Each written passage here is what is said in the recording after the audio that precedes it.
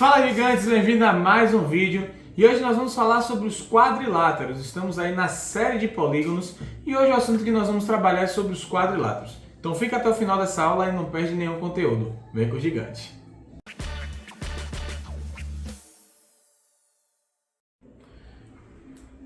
Vamos lá, gigantes, vamos falar agora sobre os conceitos iniciais dos quadriláteros, hein? Não perde, vem aqui comigo. Primeiro vamos falar do conceito geral dos quadriláteros, né? O que é que um polígono precisa ter para ser um quadrilátero, para se classificar como um quadrilátero? Bom, primeiro o conceito de quadrilátero é o seguinte: quadriláteros são todos os polígonos que possuem 4 lados, certo? Então não apenas os quadrados, retângulos, losangos que nós vamos falar mais à frente, mas todo polígono, seja ele convexo ou não convexo, que tenha 4 lados, esse polígono vai ser classificado como um quadrilátero. Beleza? Vamos lá. Então vamos pular direto para os tipos de quadriláteros. Nós temos alguns quadriláteros que são importantes e tem algumas propriedades que são importantes também para você aprender. Vamos lá. Primeiro nós vamos começar falando sobre os trapézios. Rapaziada, trapézio é uma figura muito importante. Nós temos algumas propriedades que nós precisamos falar aqui, mas não vamos falar nesse vídeo porque nós vamos ter outros vídeos sobre quadriláteros que você vai lá acompanhar falando especificamente de cada um desses quadriláteros. Bom, o que é um trapézio, né? Um trapézio é uma figura, um quadrilátero, que tem apenas um par de lados paralelos, ok? Então eu trouxe alguns exemplos para vocês aqui, e o interessante é que cada exemplo desse aqui é uma classificação em especial. Eu trouxe aqui o exemplo número 1, e esse exemplo número 1, pessoal, ele é conhecido como trapézio isósceles. Por que trapézio isósceles? Porque ele tem 2 lados paralelos, que são esses aqui, que eu vou marcar aqui agora, para você perceber. Esse lado e esse lado são lados paralelos, mas ele é isósceles, pessoal, porque lembre lá do triângulo. Triângulo isósceles possui os ângulos da base congruente. Então, esse ângulo da base aqui, esses 2 ângulos da base, são congruentes, possuem o mesmo valor, ou seja, classificando esse trapézio como trapézio isósceles. Bom, o outro exemplo de trapézio é esse exemplo número 2 aqui, que nós temos novamente esse lado e esse lado paralelo apenas. Mas você pode me dizer assim, gigante, mas nenhum desses lados se cruzam entre si, por que só esses 2 são paralelos? Se você esticar um pouco, pessoal, alongar um pouco essa reta aqui, você vai perceber que em algum momento essas 2 retas vão se encontrar, então elas se tornam concorrentes, tá? Mas vamos lá. Esse trapézio número 2, ele é conhecido como trapézio retângulo. Por quê? Lembre lá do triângulo retângulo ou do próprio retângulo como quadrilátero, porque ele possui um ângulo ou 2 ângulos, né? Vamos ser mais específico, 2 ângulos de 90 graus, o que classifica ele como um trapézio retângulo. E esse trapézio número 3 aqui, ele também é um trapézio, vamos marcar aqui os seus lados paralelos, né? Nós temos esses 2 lados aqui que são paralelos, mas esse trapézio é um trapézio escaleno. Lembre lá dos seus conhecimentos sobre triângulos, sobre o triângulo escaleno, que é aquele triângulo que tem todos os lados com medidas diferentes. Então aqui nós temos também o trapézio com todos os lados com a medida diferente. Mas o que é importante você saber aqui é que o trapézio é aquela figura que tem apenas um par de lados paralelos, ok? Vamos lá, rapaziada. O próximo tipo importante dos quadriláteros são os paralelogramas. Bom, esses paralelogramos, eles são subdivididos em três tipos. Mas primeiro vamos entender o que é um paralelogramo.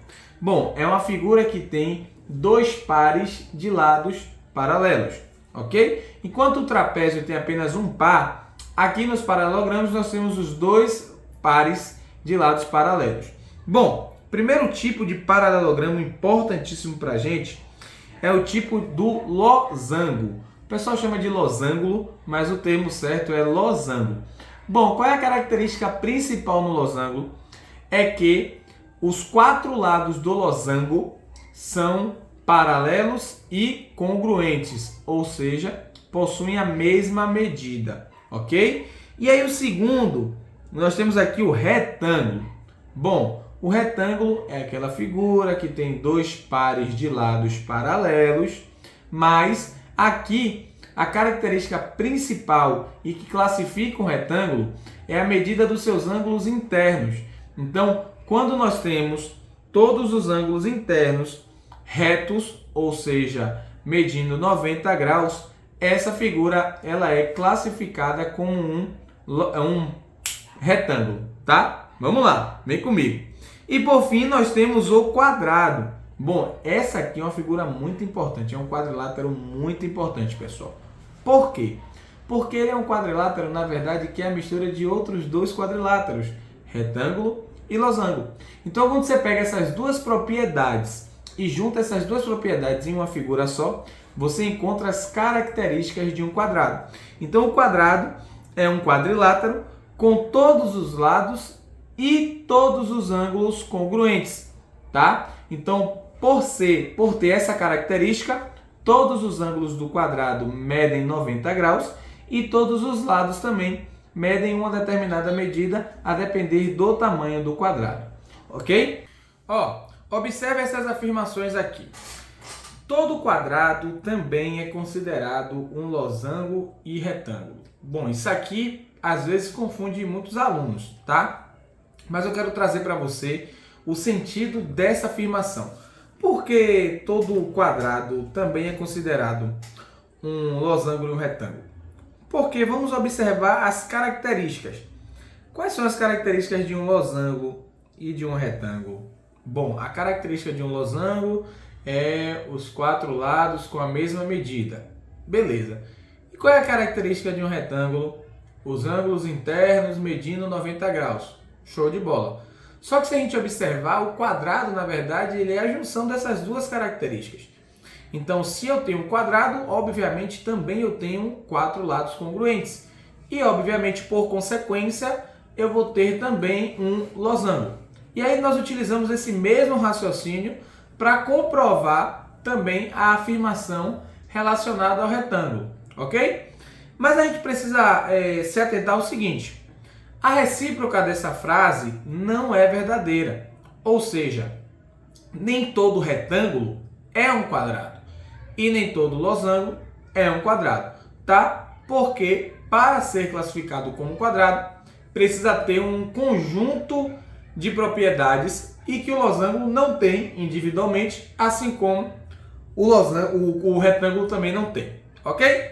Vamos lá. Gente, para a gente finalizar essa aula, eu vim trazer aqui para vocês uma definição importante de um elemento que aparece muito nos polígonos em gerais, que é o elemento da diagonal. Bom, a gente ouve muito falar sobre diagonal, mas às vezes nós não sabemos como definir esse elemento chamado diagonal.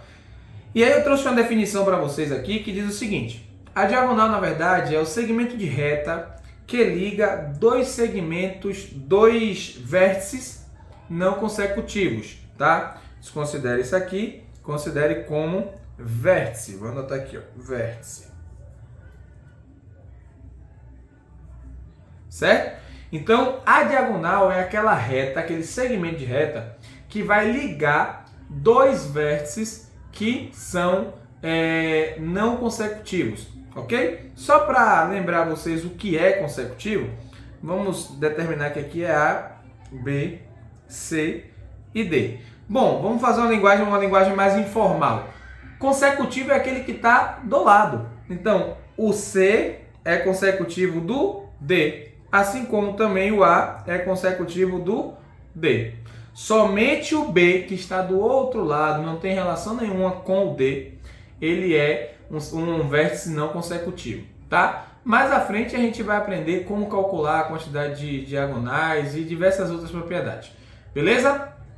Gigantes, muito obrigado por ficar até o final dessa aula. Não deixe de se inscrever em nosso canal, ativar as notificações e de nos seguir nas redes sociais para não perder nenhum conteúdo top de matemática. Então é isso e vem com os gigantes.